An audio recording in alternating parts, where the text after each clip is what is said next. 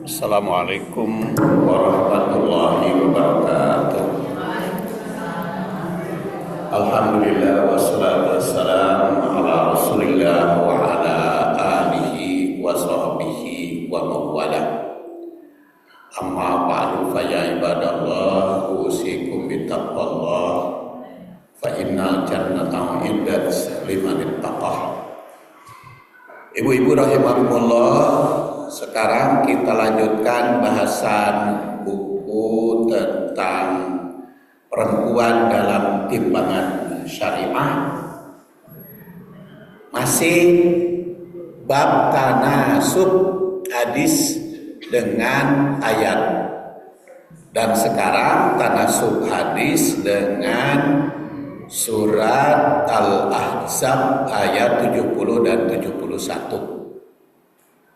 A'udzu billahi minasyaitonir rajim. Ya ayyuhalladzina amanu taqullaha wa qulu qawlan sadida yuslih lakum a'malakum wa yaghfir lakum dunubakum wa may yuti'illaha wa rasulahu faqad faza fawzan 'azima.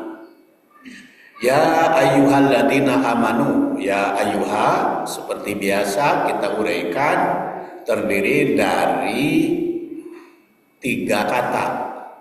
Ya, ayu dan ha. Ya artinya wahai, itu huruf nida. Ayu siapa saja atau apa saja. Ha tanbih, ingat. Jadi ya ayyuhate kalau kita uraikan mah wahai siapa saja, harus ingat. Lalu di sini katakan alladzina amanu, yang dipanggil adalah orang-orang yang beriman. Ittaqullah, bertakwalah kalian kepada Allah. Waqulu, dan berkatalah kalian qaulan, perkataan sadidan, yang tepat, benar. Jadi bukan qaulan syadida ya. Makanya kalau salah baca jadi salah arti. Kalau qaulan syadida pakai titik taknya itu keras. Jadi kalau ya ayyuhalladzina amanu qulu qaulan syadida, itu artinya wahai orang yang beriman, ngomonglah omongan yang keras. Jadi kalau sadid itu benar, tepat, lembut, halus, enakeun. Sadid. Kalau syadid itu enak. Yuslih, maka akan mendamaikan atau perbaikan, memperbaiki atau mengikhlaskan lakum untukmu, a'malakum, amal terdiri dari jama dari amal. Jadi amal perbuatan, kum kamu. Maka kalau kalian mengatakan diawali dengan takwa dan berkata yang benar, yang tepat, yang bagus, yang pas perkataannya, maka Allah akan memperbaiki amal-amalmu. Kadang-kadang sulhu itu berarti damai. Sulhu atau islah itu perdamaian.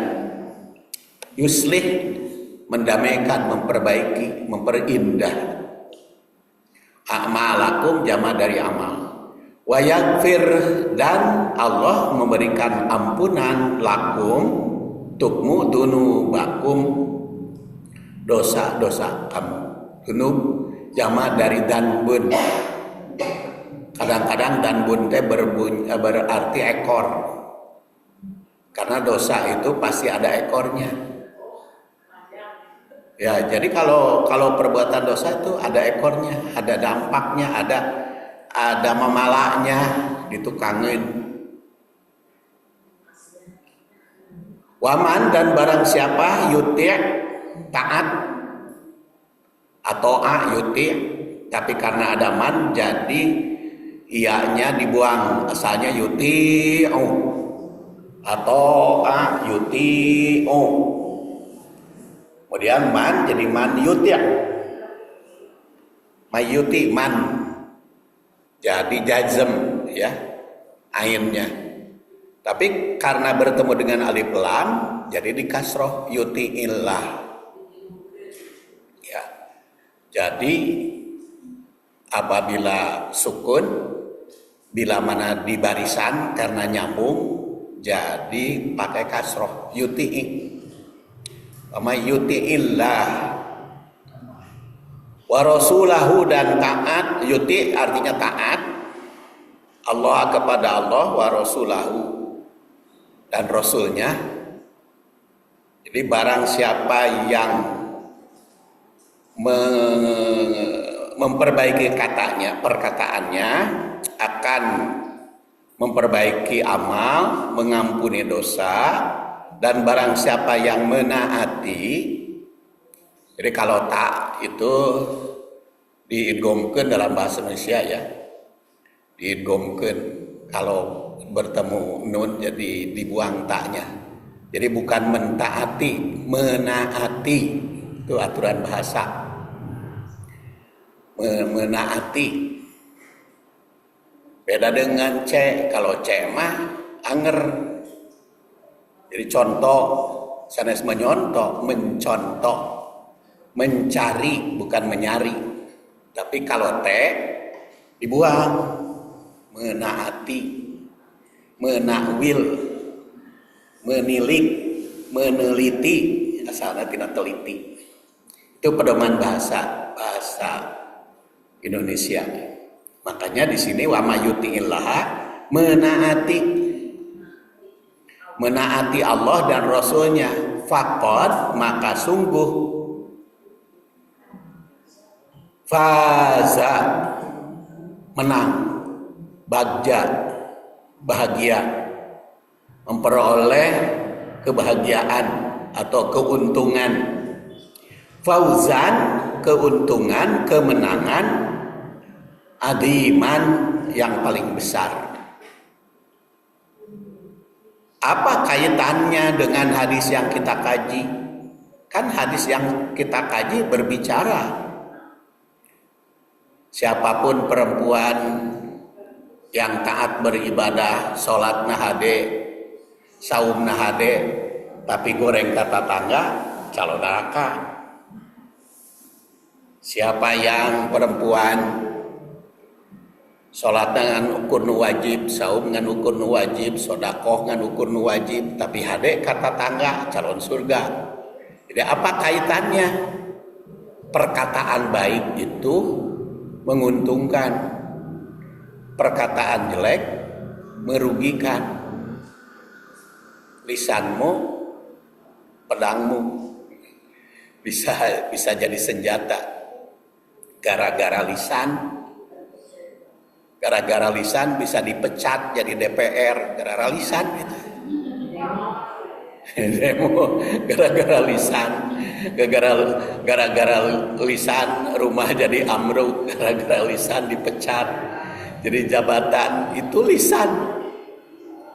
Sekarang lisan itu bukan hanya lisan ngomong, tapi juga dia jari lewat WhatsApp, lewat Facebook, lewat Instagram. Hati-hati itu. Sekarang bisa diusut. Hanya kata-kata. Jadi lisan itu penting dijaga. Hifdzul lisan, menjaga lisan itu merupakan bagian dari iman.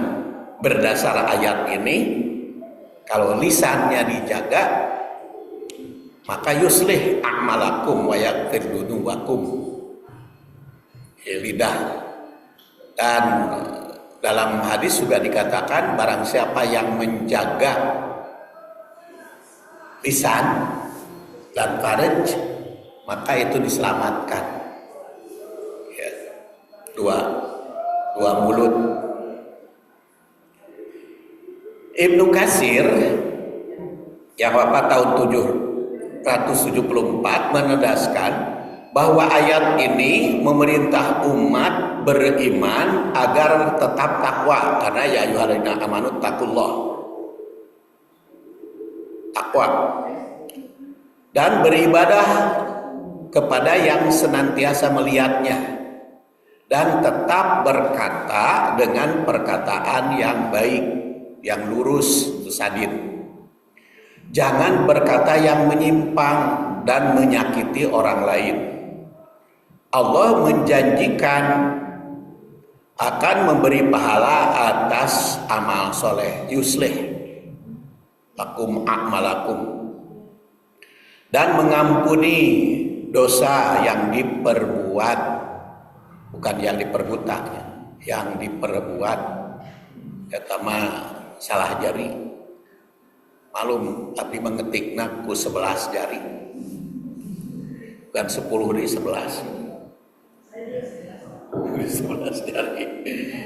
Jadi sok aya wae lepat teh lamun dikoreksi oke. Jadi yang diperbuat itu diampuni. Oleh karena itu hendaklah selalu bertaubat dari perbuatan yang terlewat dan memperbaiki amal soleh yang akan datang. Jadi di sini yuslih lakum a'malukum wa yaghfir lakum dunubakum. Jadi yaghfir lakum dunubakum itu berkata baik mengandung arti taubat, dan berkata baik mengandung arti perbaikan amal. Jadi di situ ada kandungan perintah dalam ayat itu. Perintah mengendalikan lisan dan berkata jujur baik sangat relevan dengan perempuan yang tidak menyakiti tetangganya di dalam hadis yang kita kaji. Dengan lisannya, sebagaimana ditandaskan dalam hadis yang dikaji, ini adalah contoh kesalihan sosial. Jadi berkata baik itu contoh kesalihan sosial, kesalehan beramal sesama manusia. Yang lebih tinggi derajatnya daripada ibadah formal. Ibadah formal, ibadah resmi atau ibadah mahdoh atau ibadah ritual yang kosong nilai etik. Karena ibadah ritual itu harus bermakna sosial. Korelasi atau kaitan antara hadis dengan ayat ini adalah bisa kita lihat dalam tabel ini. Kita perhatikan tabelnya. Di sini dikatakan kontrol lisan. Katakanlah perkataan yang benar, yang tepat, jauh menyimpang. Makanya diartikan qaulan sadida. Ini perintah menjaga ucapan qaulan sadida itu. Jadi perempuan pertama menyakiti tetangga dengan lisannya, walaupun rajin ibadah, dihukum neraka. Hukum neraka itu bisa langsung di akhirat, bisa juga di dunia. Karena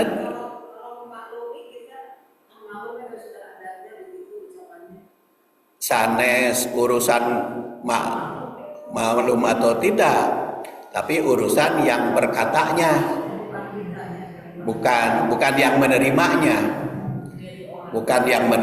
tapi yang berkata buruknya. Jadi berbicara tentang calon ahli neraka itu yang ngomongnya, yang berbuatnya. Kalau yang menerima nama perkataan jelek mungkin beda-beda. Ada yang memaklumi, ada yang bikin sakit, ada yang hari-hari itu masalah gitu. Tapi yang dihukumi dalam hadis mah pelakunya, ya, subjeknya. bukan objeknya. Apakah diampuni atau tidak perkataan yang diterima oleh masyarakat itu mah hukumnya ke pelaku. Makanya qaulan sadida itu harus tetap kita jaga perkataan, pokoknya mah bicara. Jadi kalau di dalam hadis kul khairon aw liyasmut, berkatalah baik atau diam, maksudnya bukan harus diam, harus berkata baik, harus berkata yang enakeun, indah didengar, ya, indah dipandang, enak didengar.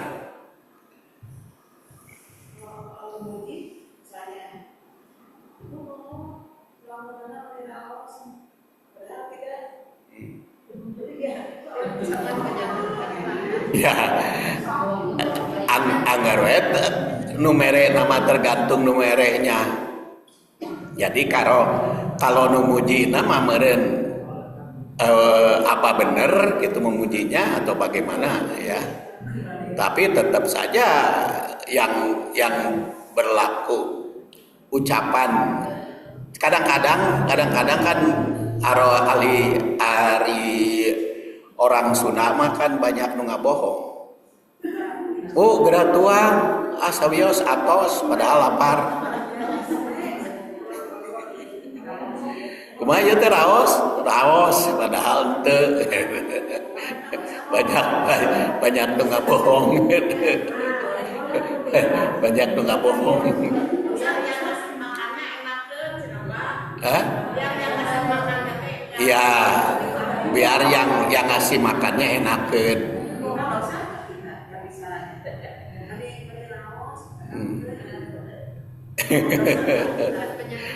Ya itu mah kaitan dengan adat ya. Jadi dinilainya dinilai dari adat. Jadi kalau jujur juga nggak apa-apa, hanya kan jujurnya juga yang harus enak didengar, jujurnya juga. Jadi kalau tidak perlu kita tidak perlu, padahal pura-pura perlu. Jadi we ngagebrog deui padahal tidak perlu.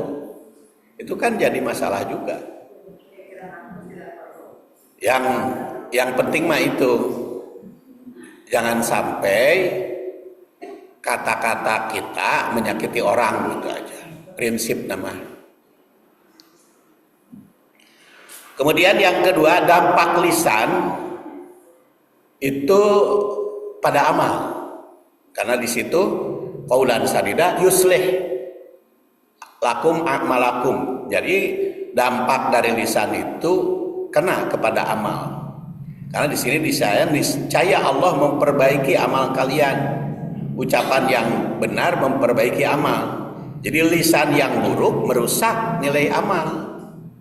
Jadi ucapan yang baik meningkatkan amal, memperbaiki amal. Jadi kalau ucapan buruk merusak amal.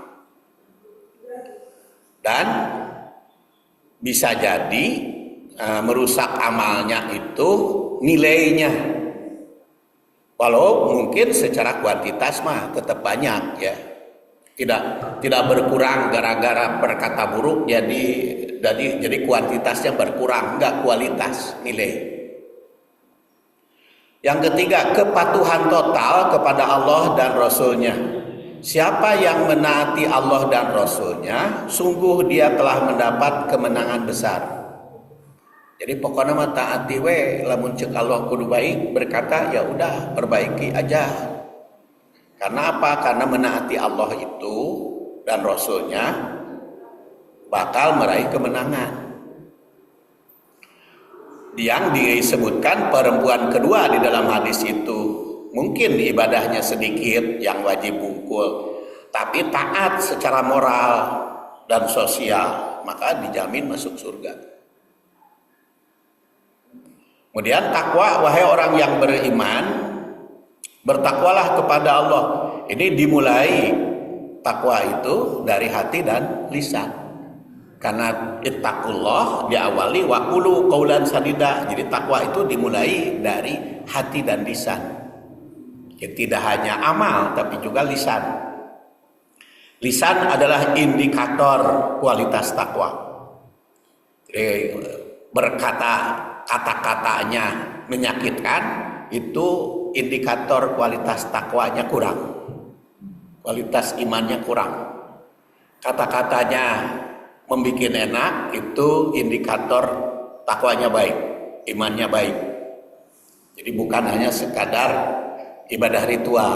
Kita kan biasanya takwa itu hanya dari sudut ritual, tapi ternyata dari sosial. Makna korelatif yang bisa kita simpulkan, jadi hubungan kaitan antara hadis dengan ayat. Antara ayat dengan ayat, bukan hadis. Antara ayat dengan hadis maksud saya. Karena yang dibahas hadis, tapi ini ayat kaitan. Satu, lisan adalah barometer akhlak dan iman. Ayat yang memerintahkan qaulan sadida, perkataan yang lurus, jujur, dan tidak menyakiti. Hadis menunjukkan bahwa lisan bisa membatalkan pahala ibadah yang sangat besar. Jadi lisan bisa membatalkan, lisan bisa memperbaiki. Kedua, amal tidak sah jika tidak dibarengi akhlak sosial. Jadi minimal berkurang. Kalau amal kepada Allah yang baik itu bisa berkurang gara-gara amal kepada sesama kurang baik. Jadi nilai amal ibadah itu diganggu oleh nilai sosial. Oleh karena itu harus dibarengi dengan akhlak sosial. Ucapan yang buruk menunjukkan ketidakjujuran batin. Jadi batin dengan lisannya bertentangan. Meskipun luarannya terlihat saleh. Kemudian yang ketiga, spiritualitas bukan hanya vertikal langsung dengan Allah, tetapi juga horizontal dengan sesama manusia.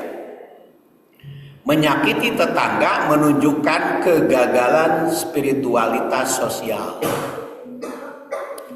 yang membuat amal tidak diterima.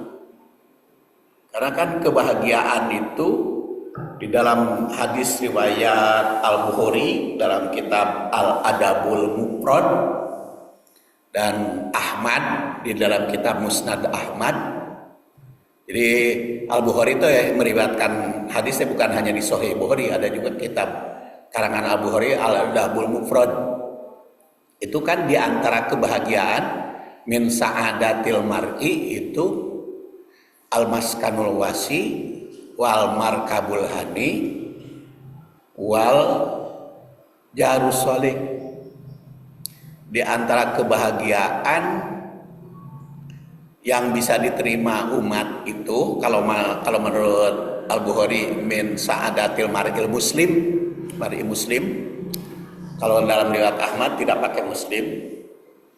Amal yang faktor yang membahagiakan hidup kita di dunia ini ada 3, yaitu rumah yang leluasa, tetangga yang baik, dan alat transportasi yang lancar.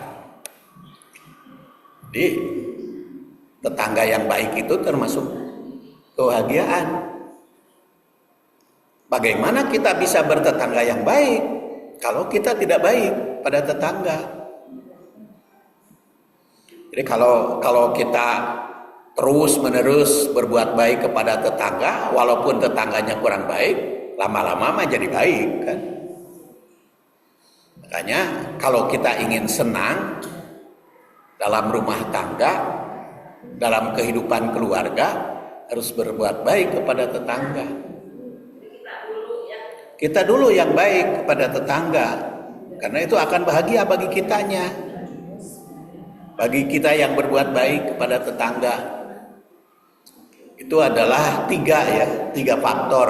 Tapi kalau di dalam riwayat yang lain 4 dengan almar'atus solihah. Tapi kalau dalam riwayat Ahmad dan Bukhari itu 3, yaitu rumah yang leluasa, yang memadai, tetangga yang baik, dan alat berlalu lintas yang lancar. Mungkin nanti setelah tamat ini kita bahas itu, hadis itu. Tapi lumayan ya teh bukunya ge rada tebal teh. Itu namanya hadis dan pembangunan perumahan. Kan sekarang kan lagi rame pembangunan rumah layak huni. Nah, bagaimana perumahan menurut hadis yang bagus itu, perumahan yang bagus? Maka saya lagi membuat itu hadis dan pembangunan perumahan yang bagus, yang layak huni. Nanti juga kalau tadi yang namanya rumah Al-Maskanul Wasi, rumah yang leluasa itu cukup luas, baik leluasa dari sudut fasilitasnya, kan, leluasa dari sudut fungsinya, leluasa dari sudut manfaatnya, dan leluasa juga bagi pihak yang lain yang bertanggung kepada kita. Tapi yang disoroti di sini berkaitan ini adalah dalam hadis ini ketetanggaan. Jadi kalau kita ingin berumah tangga bahagia, baiklah dengan tetangga. Sebab walaupun kita rukun, intern di dalam rumah tangga, fasilitasnya lengkap, di rumah itu segala aya, kalau goreng jeung tetangga tengenah kan. Ketemu pasang rok, ya, pasang rok te silitanya, te silit tegur kan teu enak. Makanya tetangga itu harus penting di sini dibahas dalam hadis.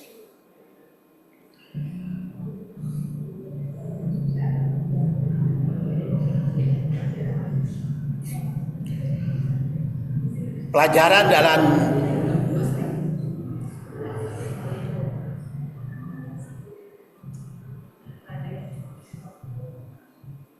iya mah teu kahapus nu awal ya. Jadi ucapan itu Bu aya leres ya, pelajaran dari ayat dan hadis. 1, salat, saum dan sedekah tidak akan menyelamatkan seseorang jika lisannya menyakiti orang lain. Itu pelajaran dari kaitan hadis ini. Kemudian yang kedua, ucapan yang lurus dan tidak menyakitkan adalah jalan menuju ampunan dan perbaikan amal. Karena tadi qaulan sadida itu yuslih lakum a'malakum wa yaghfir lakum dunubakum. Jadi kalau begitu ucapan yang baik itu meraih ampunan dan memperbaiki amal. Kemudian takwa dan ketaatan kepada Allah itu mencakup kejujuran dalam lisan. Jadi kalau disambungkan qaulan sadida itu wattaqullah, berarti takwa itu juga di lisan dan ditindakan. Kejujuran dalam lisan dan kelembutan dalam sosial, kaitan dengan kehidupan sosial itu dianggap tuntas ya, kaitan ayat dengan surat Al-Ahzab ayat 71. Sekarang kaitan hadis dengan surat Al-Baqarah ayat 177. A'udzubillahi minasyaitonirrajim.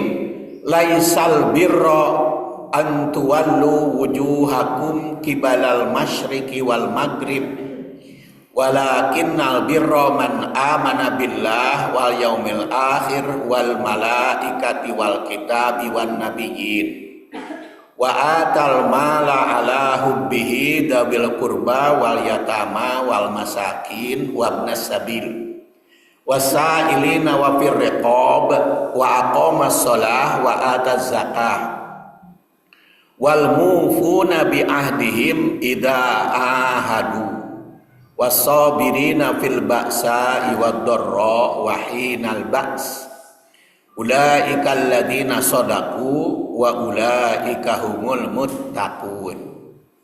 Laisal birro, laisa bukan, al birro kebaikan. Pada waktu yang lalu saya uraikan kebaikan di dalam Al-Quran itu istilahnya banyak. Ada al-bir, ada al-ma'ruf, ada al-khair, ada al-hasanat, dan masih banyak lagi perkataan baik itu. Yang diterjemahkan dalam bahasa Indonesia mah baik, tapi ternyata dalam Quran baiknya itu macam-macam maknanya. Antara lain di sini baik dalam istilah bir, bukan termasuk bir, laisal birro. Ada juga lantana lal birro kata tuntiku matuhibun. Laisal birro bukan albir, antuwalu kalian menghadap, berpaling, tuwalu wujuhakum wajahmu kibalal masyriq ke arah timur wal maghrib dan ke arah barat. Jadi kebaikan bukan ditentukan ke arah mana melihat, bukan ditentukan oleh blok mana, blok barat atau blok timur atau blok non blok. Kan di dunia ini sekarang sudah blok-blokan kan, ada blok barat Amerika, blok timur Rusia, Cina, ada blok mana lagi, blok Eropa, ada non blok. Indonesia menyatakan diri non blok, tapi kadang-kadang non bloknya ge ngoblok gitu. Blokan itu blokan dia. Tapi karena istilahnya mah bebas aktif, politik luar negerinya Indonesia mah, jadi bebas kemanapun tapi aktif. Jadi bingung gitu orang teh blok mana? Ya jawabannya bebas aktif, kemana we orang mah. Butuh duit kadieu, butuh politik kadieu, butuh senjata kadieu. Tapi bukan itu yang baik kata ayat ini.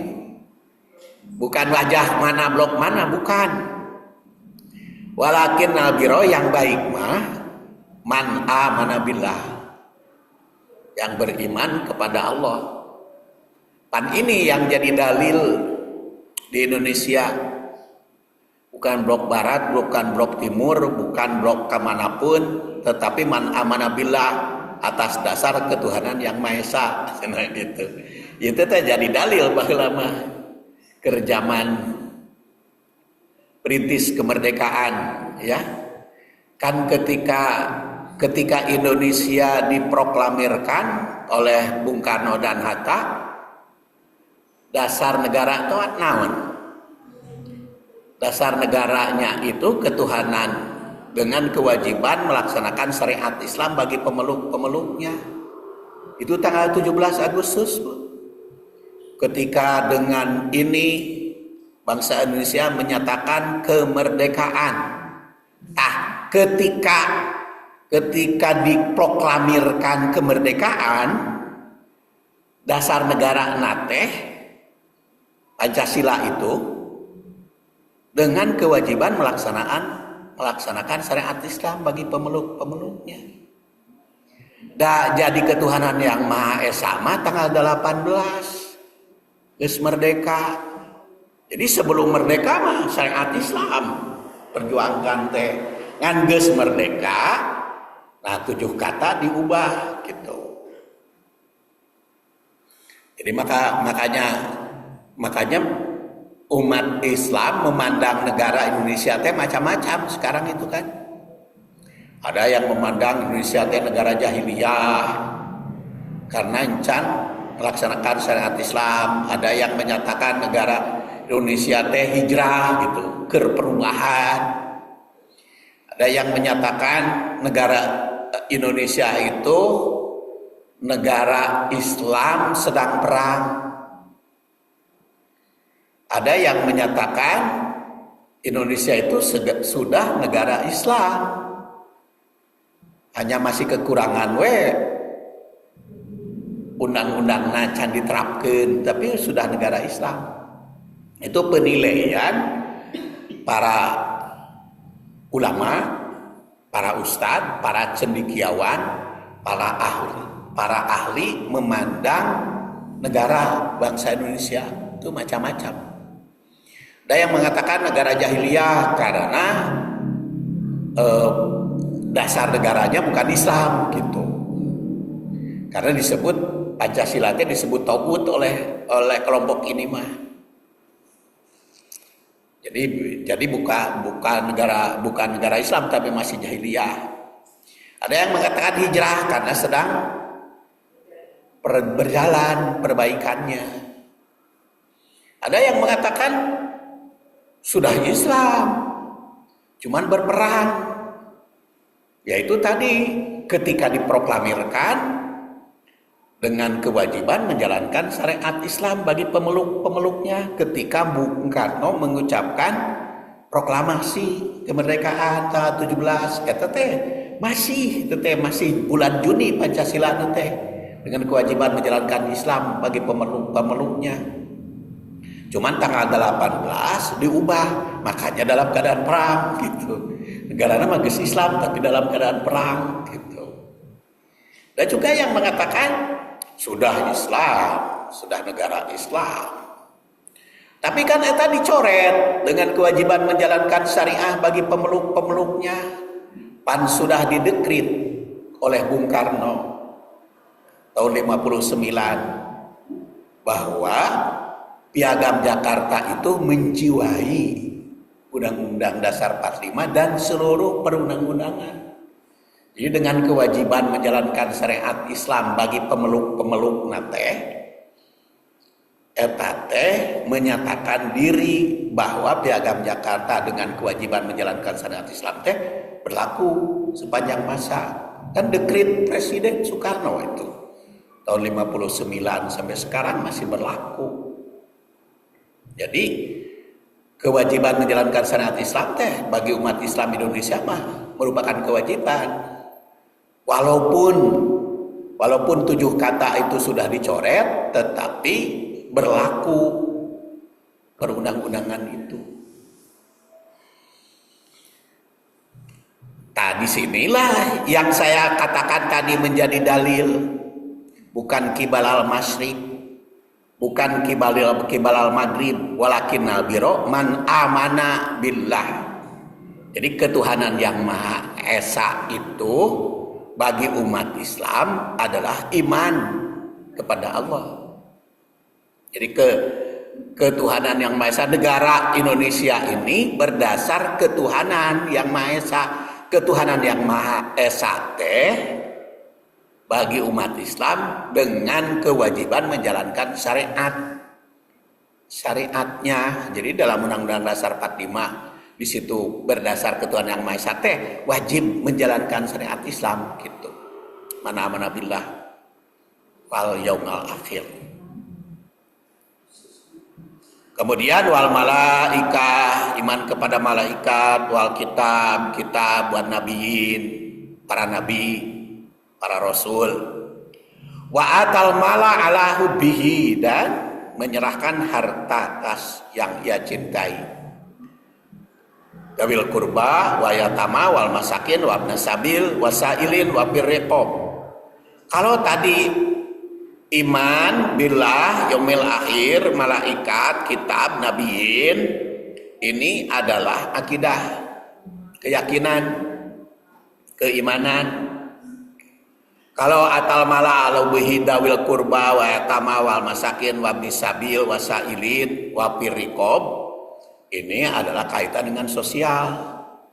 Sosial itu antara lain kaum kerabat, anak yatim, miskin, ibnu sabil, wasailin dan yang menta, wafirikob dan memuliakan kemerdekaan budak. Nah, wa aqomas sholahnya, ini ritualnya dibuktikan. Wa ata zakat, menunaikan zakat dalam arti mengeluarkan harta, kaitan dengan harta. Kan ari ieu mah atal mala alahu bidawil kurba wa yatama wal masakin, ini mah bukan hanya harta, baik harta maupun tenaga maupun jiwa maupun sumbangan yang lain. Kedawil kurba, kaum kerabat, yatama, yatim. Yatim itu bukan hanya harta, karena ada anak yatim yang tidak butuh harta, tapi butuh sayang, butuh santunan.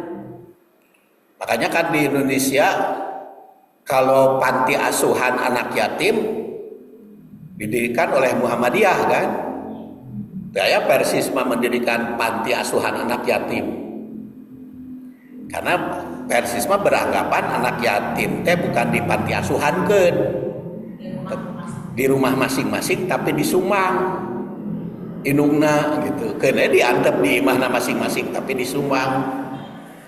Tapi cek Muhammadiyah mah iya di mana masing-masing kudu di Sumang, tapi ari eueuh nu ngurus kumaha, makanya di panti asuhan. Jadi aya dikelolanya itu secara benar, secara tepat. Itu anak yatim. Wal miskin itu siapa? Miskin itu adalah orang yang tidak memiliki kemampuan untuk memenuhi kebutuhan harian. Sekarang kebutuhan harian itu ada kaitan juga dengan UMR. UMR Bandung 3,5 juta ya, UMR Bandung teh. Itu teh untuk suami istri dan anak 2. Jadi untuk obatan. Jadi 3.600.000, jadi satu urangnya 800. Jadi mun duaan 1.800.000. Jadi kalau ibu-ibu di rumah cuma duaan, penghasilannya kurang dari 1.800.000 itu miskin. Tapi lamun penghasilannya lebih dari 1.800.000 itu teu miskin, lamun duaan. Seperti saya dengan istri saya kan di rumah cuma berdua. Kalau pas saya punin penghasilannya di atas 2 juta, itu kaya, itu teu miskin. Tapi lamun di bawah 2 juta miskin. Sabaraha gajina aya pas saya pun ayeuna mah teu boga gaji. Karena pensiunnya tos dikembalikeun. jadi ku Unisba pensiunnya sudah dipulangkeun, jadi tidak menerima pensiun lagi. Jadi teu boga gaji ayeuna mah. Di mana atuh penghasilan? Ya pokoknya dari mana saja. Dari mana saja. Jadi kalau diukur dari penghasilan mah bingung ayeuna mah. Penghasilan pas seperti sabaraha? Tepuguh tukat teuing, tidak ada penghasilan tetap. Tapi aya geuning. Tapi kaya. Di mana butuh sok aya gitu. Wa zakat dan mengeluarkan zakat. Wal mufuna bi ahdihim, memenuhi janji. Idza ahadu, apabila mereka berjanji. Wasabirin dan sabar fil baksa wadoro, dihaan kesusahan. Ahinal basi dalam kesulitan. Ulaika alladziina shadaku, mereka itulah benar. Wa ulaika humul muttaqun. Jadi kebajikan itu bukanlah menghadapkan wajah ke arah timur dan barat. melainkan kebajikan itu ialah orang yang beriman kepada Allah, hari akhir, malaikat, kitab suci, Nabi, memberikan harta yang dicintai kepada kerabat, anak yatim, orang miskin, musafir, peminta, dan memerdekakan hamba sahaya, melaksanakan sholat, menunaikan zakat, menepati janji apabila berjanji, sabar dalam kemelaratan, penderitaan, dan pada masa peperangan. Mereka itulah orang-orang yang benar, mereka itulah orang-orang yang bertakwa. Maknanya insya Allah bulan depan, karena asar 1447, jadi ditangguhkan. Halaman berapa Bu? Oke. Iya. Jadi 41 ya. Jadi Ibnu Jarir tafsiran dari surat Al-Baqarah ayat 177 ini kita anggap cukup sampai di sini. Subhanakallahumma wa bihamdik, asyhadu an la ilaha illa anta, astaghfiruka wa atubu ilaik. Assalamualaikum warahmatullahi wabarakatuh.